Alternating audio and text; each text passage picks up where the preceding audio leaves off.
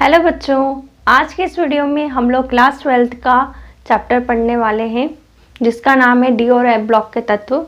इसमें हम समझेंगे संक्रमण तत्वों के बारे में, संक्रमण तत्वों के गुण।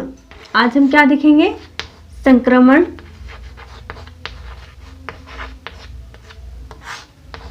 तत्वों के गुण। तो मैंने आपको पहले वाले वीडियो में बताया था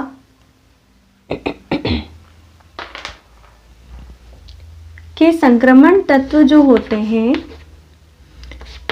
उनके जो डी ऑर्बिटल होता है वो कैसा होता है? अपूर्ण होता है, जिसके कारण क्या होगा? डी ऑर्बिटल के अपूर्ण होने के कारण ये अस्थायी होते हैं और अनेक गुण जो है अपूर्ण डी कक्षक के कारण हमें मिलते हैं। इसमें से एक गुण आता है परिवर्ती ऑक्सीकरण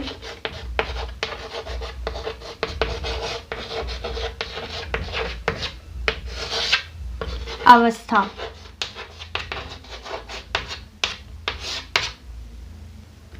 तो परिवर्ती ऑक्सीकरण अवस्था में हम लोग ये देखेंगे कि ऑक्सीकरण अवस्था किसे कहते हैं। तो किसी आयन या फिर तत्व पर उपस्थित जो धन आयन या फिर ऋण आवेश होता है, धन आवेश या ऋण आवेश उपस्थित होता है, उसे उस तत्व की ऑक्सीकरण अवस्था कहते हैं। जैसे मैग्नीज पे +2 लगा होता है तो ये +2 जो हो गई इसकी ऑक्सीकरण अवस्था होती है जो कि परिवर्तित होती रहती है। तो ऐसा क्यों होता है? क्योंकि अगर हम इसका इलेक्ट्रॉनिक विन्यास देखते हैं तो वो होता है 4s2 और 3d 5।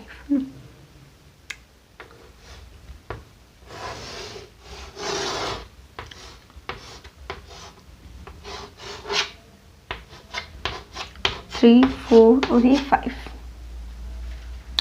तो इसका इलेक्ट्रॉनिक विन्यास होता है 4s2 3d5 और इसमें जो इलेक्ट्रॉन्स होते हैं वो 4s2 के साथ साथ 3d5 के भी इलेक्ट्रॉन पार्टिसिपेट करते हैं बंध बनाने में। ऐसे क्यों होता है? क्योंकि 4s2 और s ऑर्बिटल और d ऑर्बिटल जो होता है उनकी ऊर्जाओं का अंतर जो है वो बहुत कम होता है, उनकी ऊर्जाएं समान होती है लगभग। s और d ऑर्बिटल जो होते हैं उनकी ऊर्जाएं समान होती हैं, जिसके कारण इलेक्ट्रॉन का ट्रांजिशन आसानी से हो जाता है, इलेक्ट्रॉन का उत्तेजन जो है वो आसानी से हो जाता है। तो 4s2 के साथ साथ इसमें 3d5 के भी इलेक्ट्रॉन पार्टिसिपेट करते हैं बंध बनाने में। इसलिए ये तत्व परिवर्ती ऑक्सीकरण अवस्था दर्शाते हैं।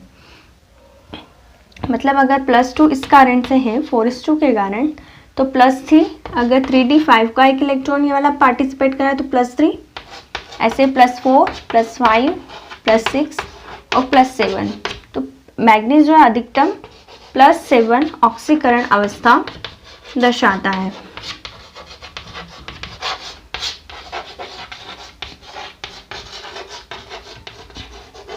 तो मैग्नीज अधिकतम +7 ऑक्सीकरण अवस्था दर्शाता है।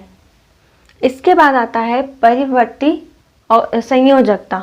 तो इसके लिए भी यही आंसर आएगा। संयोजकता का मतलब होता है बंध बनाने में भाग लेने वाले इलेक्ट्रॉन की संख्या। अगर जितने इलेक्ट्रॉन बंध बनाने में भाग लेंगे वही उस तत्व की संयोजकता होगी। मतलब जैसे कार्बन हो गया, कार्बन में 4 इलेक्ट्रॉन पार्टिसिपेट करते हैं बंध बनाने में, तो इसकी संयोजकता कितनी हो जाएगी? 4 हो जाएगी। तो ऐसे ही मैग्नीज में भी अगर 4s2 के साथ साथ 3d5 के भी जितने इलेक्ट्रॉन पार्टिसिपेट करेंगे बंध बनाने में वह उसकी संयोजकता कहलाती है। अब इसके बाद हम लोग देखते हैं एक दूसरा गुण। दूसरा गुण होता है अनुचुंबकीय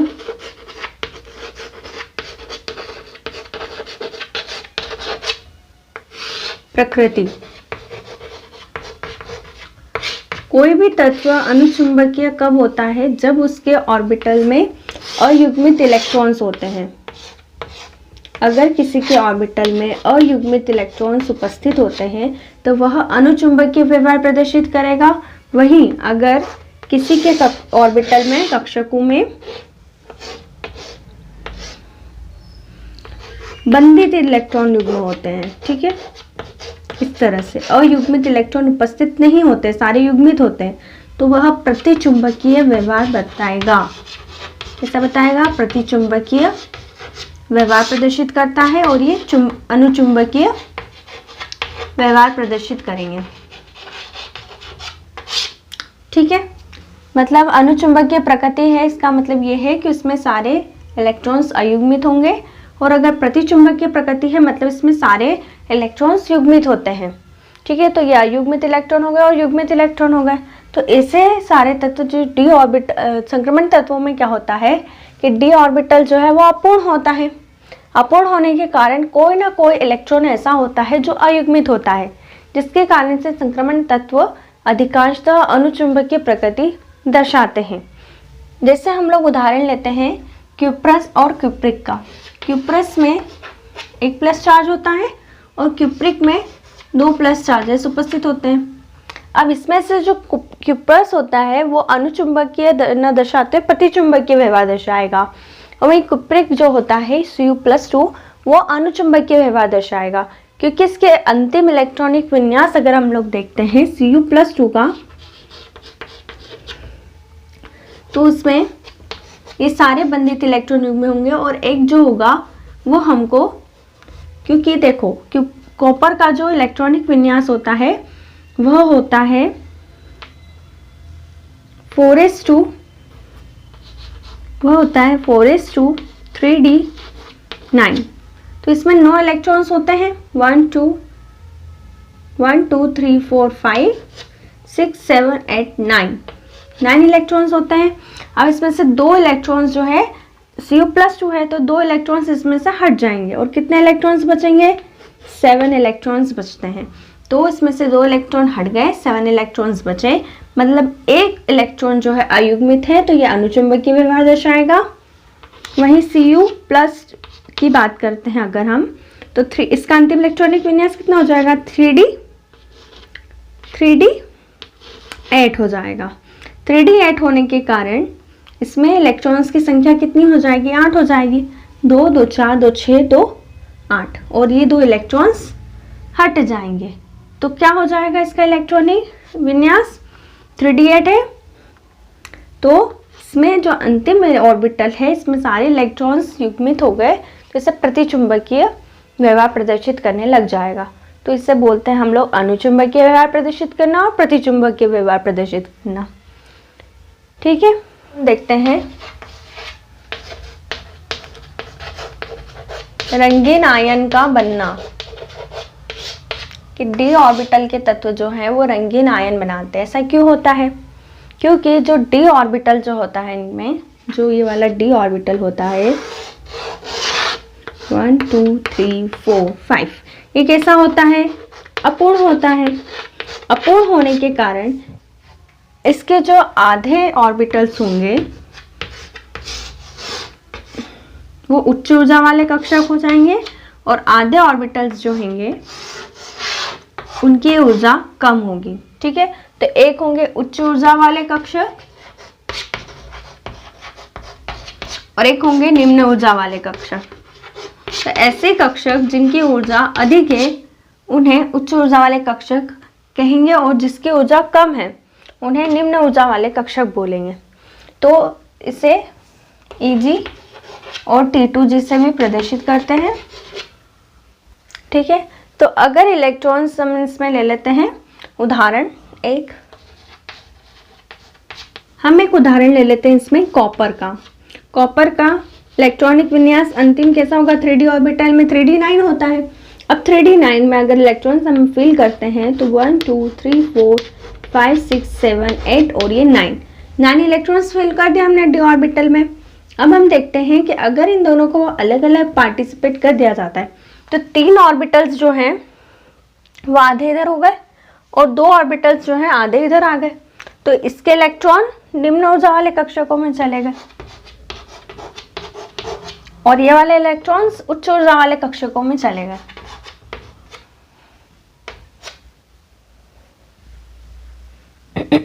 ठीक है, तो ये निम्न ऊर्जा वाला उच्च ऊर्जा वाले कक्षक हो गए और ये वाले निम्न ऊर्जा वाले कक्षक हो गए।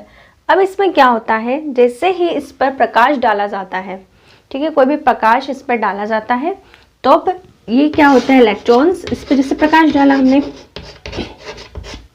तो ये वाले इलेक्ट्रॉन्स जो होते हैं इसमें से एक इलेक्ट्रॉन ये वाला ये ऊर्जा ग्रहण करेगा। जैसे ही प्रकाशीय ऊर्जा ये ग्रहण करता है इसकी एनर्जी बढ़ जाएगी और जैसे इसकी एनर्जी बढ़ती है तो ये उच्च ऊर्जा वाले कक्षकों में चले जाते हैं और उत्तेजित होना इसको कहते हैं। क्या बोलते हैं इसको, उत्तेजित हो गया इलेक्ट्रॉन। इलेक्ट्रॉन उत्तेजित होकर के उच्च ऊर्जा वाले कक्षकों में चला जाता है। अब जब ये इलेक्ट्रॉन यहाँ से निकलकर यहाँ पर जाता है तब क्या करता है, प्रकाश को अवशोषित कर रहा है। ठीक है, क्या कर रहा है, यहाँ पे प्रकाश को अवशोषित कर रहा है। और जब ये उत्तेजित होता है और उच्च ऊर्जा वाले कक्षकों में जाता है तब ये प्रकाश का परावर्तन करता है या फिर उत्सर्जन करता है। अब जैसे ये प्रकाश का उत्सर्जन या परावर्तन करता है जब उच्च ऊर्जा वाले कक्षकों में जाता है तब हमें कोई ना कोई रंग दिखाई देता है जिससे हमको ये रंगीन आयन दिखाई देते हैं। ठीक है, मतलब क्या हो रहा है, इसमें डी ऑर्बिटल जो है दो पार्ट्स में डिवाइड हो जाते हैं। 3 ऑर्बिटल्स की ऊर्जा निम्न होगी जिसको बोलते हैं T2G और 2 ऑर्बिटल्स जो होती है उनकी ऊर्जा अधिक होती है जिसको बोलते हैं Eg। जब T2G से कोई इलेक्ट्रॉन जो है Eg कक्षक में जाता है तो वह प्रकाश का अवशोषण करता है और अवशोषण करने के बाद जब ये उत्तेजित होकर उच्च ऊर्जा ऑर्बिटल में जाता है तो ये प्रकाश का परावर्तन करता है। अब प्रकाश के परावर्तन के कारण वो जिस प्रकाश का परावर्तन करेगा हमें वो उस रंग का दिखाई देगा, तो इसलिए हमें वो आयन रंगीन दिखाई देता है। ठीक है, चौथा गुण हम संक्रमण तत्वों का देखते हैं जो कि होता है संकुल बनाने की प्रवृत्ति। संकुल बनाने की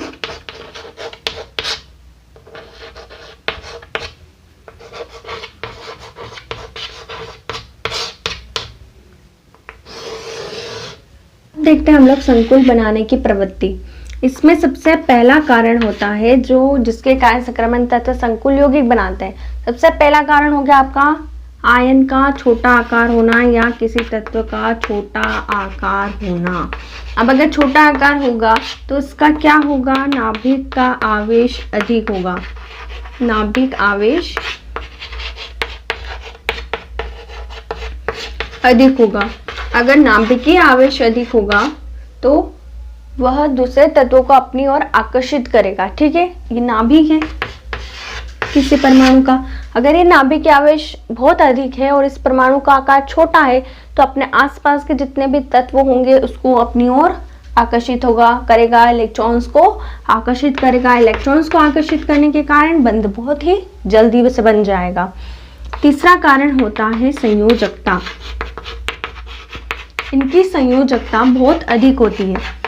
संयोजकता अधिक होने के कारण ये बंध बनाने में जो इलेक्ट्रॉन्स पार्टिसिपेट करते हैं उसकी भी संख्या अधिक होगी जिससे ये अधिक से अधिक बंध बना सकते हैं। ठीक है, 6 बना सकते हैं, 4 बना सकते हैं। ठीक है, इस कारण से भी संकुल बनते हैं। और एक चौथा कारण होता है इनके पास रिक्त डी कक्षक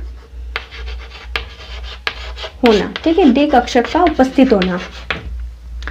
इन जो डी ऑर्बिटल्स के तत्व होते हैं उनमें अपूर्ण डी कक्षक उपस्थित होता है। अपूर्ण डी कक्षक होने के कारण ये जो दूसरे तत्व होते हैं उनके इलेक्ट्रॉन्स को भी ग्रहण कर लेता है। अब ग्रहण करने के कारण क्या होता है, ग्रहण करने के कारण जो इलेक्ट्रॉन्स हैं तो वह रिक्त डी कक्षक में इलेक्ट्रॉन्स को ग्रहण कर लेता है जिसके कारण बंध बन जाता है। तो इस तरह से हम देखते हैं कि कोई भी संक्रमण तत्व आसानी से संकुल क्यों बना लेता है, क्योंकि उसका आकार छोटा होता है, नाभिक का आवेश अधिक होता है, संयोजकता अधिक होती है और रिक्त डी ऑर्बिटल उपस्थित होता है। अब हम देखते हैं इसका अगला गुण, पांचवा गुण देखते हैं हम लोग इसमें, उत्प्रेरकीय गुण। ठीक है, इनके ये क्या होते हैं, अच्छे उत्प्रेरक होते हैं। क्या होते हैं, उत्प्रेरक। उत्प्रेरक का मतलब होता है जो कि अभिक्रिया की दर को बढ़ाते हैं। ठीक है, ऐसे तत्व या फिर ऐसे उत्प्रेरक क्या होते हैं जो कि अभिक्रिया की दर को बढ़ाते हैं। अब ऐसा क्यों होता है कि ये लोग अभिक्रिया की दर को बढ़ाते हैं, क्योंकि ये लोग क्या करते हैं, डी ऑर्बिटल उपस्थित होता है इनमें, जो कि होता है रिक्त डी ऑर्बिटल।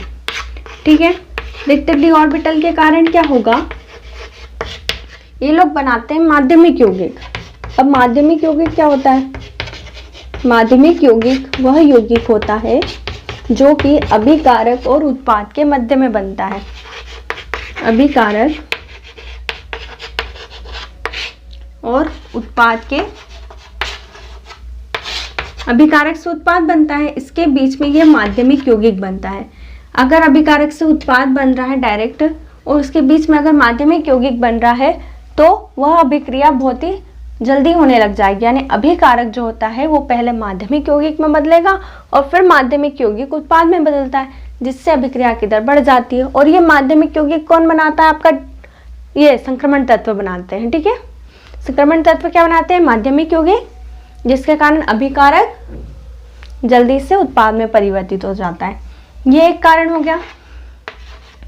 दूसरा, इसके अच्छे उत्प्रेरक होने का कारण है कि ये अच्छे से प्लेटफॉर्म देता है, एक पृष्ठ देता है, किसी भी अभिक्रिया को ये पृष्ठ प्रदान करता है, क्योंकि ये संक्रमण तत्व जो होते हैं बहुत ही अच्छे उत्प्रेरक होते हैं, इसलिए ये एक अभिकारक को पृष्ठ प्रदान करता है और अभिक्रिया को संपन्न करवाता है।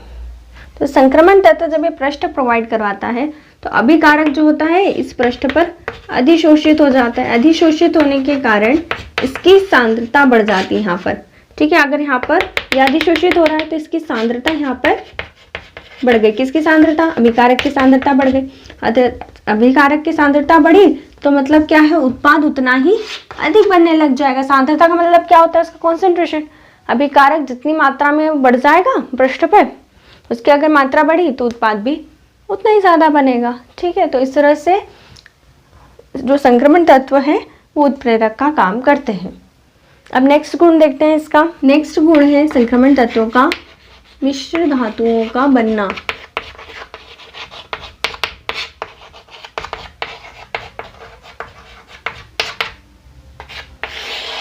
अब हम देखते हैं संक्रमण धातुएं, मिश्र धातुएं इतनी सरलता से क्यों बना लेती। क्योंकि मिश्र धातु का मतलब क्या होता है, जब दो या दो से अधिक धातु आपस में मिल रही है और क्या बना रही है, एक नई धातु का निर्माण कर रही है, जिसको बोलते हैं मिश्र धातु। ठीक है, अब इसका उदाहरण क्या होता है, पीतल, कांसा, तांबा, है ना, इस तरह से, मतलब पीतल हो गया, कांसा हो गया, जस्ता हो गया। तो ऐसी धातुओं को हम लोग बोलते हैं मिश्र धातु, क्योंकि ये दो या दो से अधिक धातुओं से मिलकर के बनी होती है। तो ऐसा क्या होता है इन संक्रमण तत्वों में कि ये आसानी से मिश्र धातु बना लेती है। तो सबसे पहला होता है इनका परमाणु का आकार। इनके परमाणु का आकार समान होता है, जिसके कारण क्या करती हैं, समान होने के कारण आपस में जुड़ जाती हैं और धातु, नई धातु बना लेती है। परमाणु क्या करते हैं, आकार समान होने के कारण परमाणु, जो एक धातु का परमाणु हो गया वो दूसरे धातु के परमाणु से जुड़ जाता है और एक नई धातु बना लेता है, इस तरह से। ठीक है, तो इसको बोलते हैं मिश्र धातु। परमाणु का आकार समान होना का मतलब, अगर समान होता है तो क्या होता है, एक धातु का परमाणु जो होता है, ठीक है, इस तरह से एक धातु का परमाणु है और किसी दूसरे धातु का परमाणु है, ये वाला समझ लो। तो ये वाले धातु, दूसरी धातु का परमाणु जो है पहली धातु के परमाणु के जो क्रिस्टल जालक होते हैं इसके बीच में आ जाते हैं, इस तरह से फिक्स हो जाते हैं, जिसके कारण क्या होता है, एक नई धातु का निर्माण होता है। तो ये क्या हो गए, एक धातु हो गए, एक धातु के परमाणु और दूसरे धातु के परमाणु जब एक दूसरे में मिल जाएंगे तो क्या बना लेंगे, एक मिश्र धातु बना लेते हैं। तो इस कारण से जो संक्रमण तत्व होते हैं वो मिश्र धातु बना लेते हैं बड़ी आसानी से। यहाँ होते हैं सारे संक्रमण तत्वों के गुणों की समाप्ति। इसके बाद हम देखेंगे एफ ब्लॉक के एलिमेंट्स और इनमें जो भी विशेषताएं होंगे, लैंथेनाइड्स, एक्टिनाइड्स, तो उन सबको हम लोग समझेंगे। तो आई होप आपको ये वीडियो पसंद आया होगा। अगर पसंद आया तो लाइक करें, चैनल में न्यू हो तो सब्सक्राइब ज़रूर करें, कमेंट करें आपके डाउट्स को। See you guys in the next one.